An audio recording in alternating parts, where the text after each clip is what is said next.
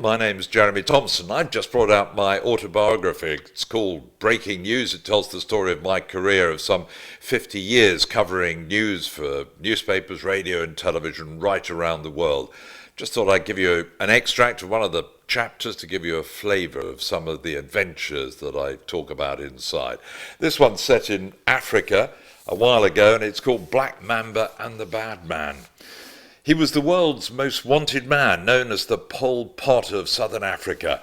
Like the Khmer Rouge, he ran a guerrilla army legendary for its brutality, for its mass killings, mutilations, abductions, and the exploitation of child soldiers. And as long as I'd been in Africa, I'd wanted to meet the mysterious Afonso Dhlakama, leader of Mozambique's notorious resistance movement, Renamo. For me, Dhlakama and his fighters were the very essence of dark forces on the dark continent, an army of seemingly murderous and malicious vagabonds who'd emerged from the bush of Mozambique to wage a 15-year-long battle for control of their country. Renamo's reputation was as awful as it was awesome. They were known best for their thuggery, their uncanny ability to appear from nowhere, maim and terrorize opponents, and then vanish back into the jungle without a trace. It was guerrilla warfare at its most vicious and most effective.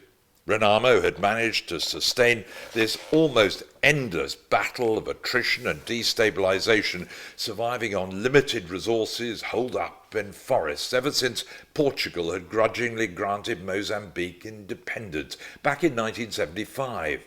It was a fascinating story with a touch of danger and mystery.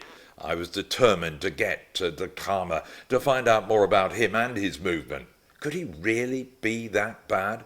Were his tactics as savage and inhumane as his enemies alleged? Or were all those hair-raising reports magnified in the murk of war?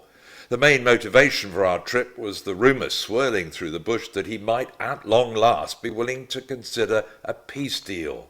But tracking him down turned out to be quite another matter. Well, to find out more, I hope you'd like to dip into my book, Breaking News, the autobiography of Jeremy Thompson. Give you more coming up shortly.